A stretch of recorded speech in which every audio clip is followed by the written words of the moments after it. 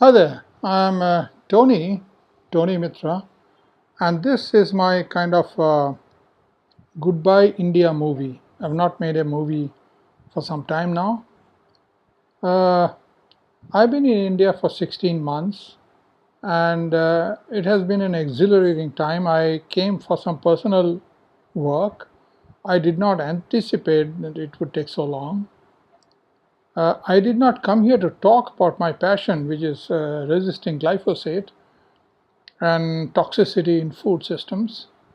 But I ended up talking about it anyway. It started with a request from Debol Deb, and then the matter had a kind of a chain reaction, and I got called in all corners of the province and also outstation within India.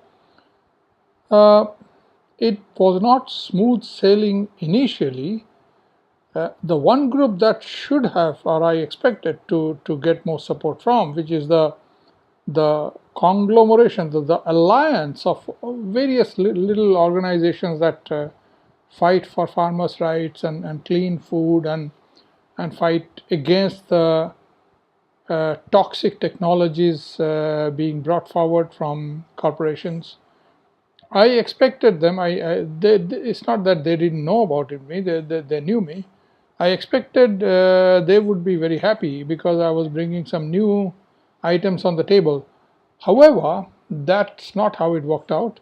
I didn't ask anybody anything to help me or let me talk, but I believe that some third parties did. And the question that came from this group is that why is glyphosate relevant for India? I mean, if you guys have been 20 years in this business of resisting corporate toxic technology and fighting for food security and food sovereignty in India, and if you don't know if glyphosate is relevant or not, I believe you're in the wrong business. You should change your profession. Nonetheless, the awareness spread, the matter went far. It reached the Indian Parliament, it reached the Food Safety Standard Authority of India, it came out in newspapers or in magazines. Uh, Provinces started legislating their way to restrict the spread of glyphosate. I have been called incessantly up and down the province where I am stationed now in Bengal, and also I have a lot of inquiries coming from other places. Although India is now facing an election, and that takes priority in people's mind, nonetheless, it has been an exhilarating experience, and I think by now, in 16 months, glyphosate has arrived in the Indian radar. It's in the horizon.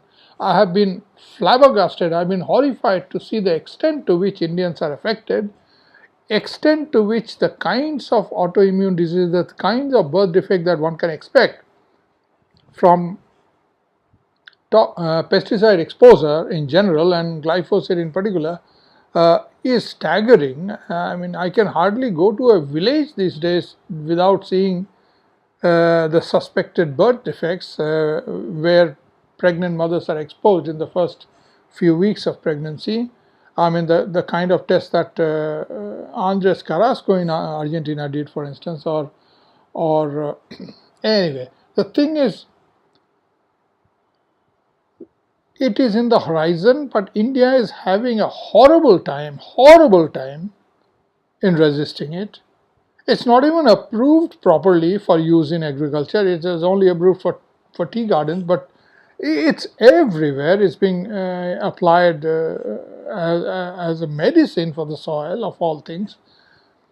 I think that India is under a sustained low-level chemical attack, and if India is to win this battle, that will be a turning point for the planet just by the sheer volume, the sheer number of people that are affected here are citizens of this country. And if India loses, that would be more or less the curtains for the planet as well. This is how I feel. And there is a fairly good chance that India might come out of it alive, still alive, if not unscathed.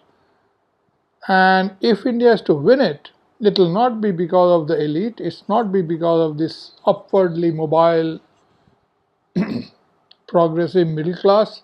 It will not be because of the politicians or the lawyers or even the resistance groups, whatever they are worth.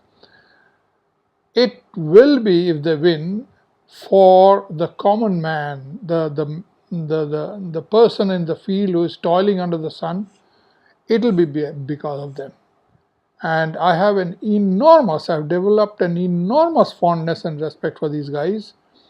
And I wish you all the best, and I wish that a lot of you can teach us the one task that in which we failed: how to safeguard your food from toxicity.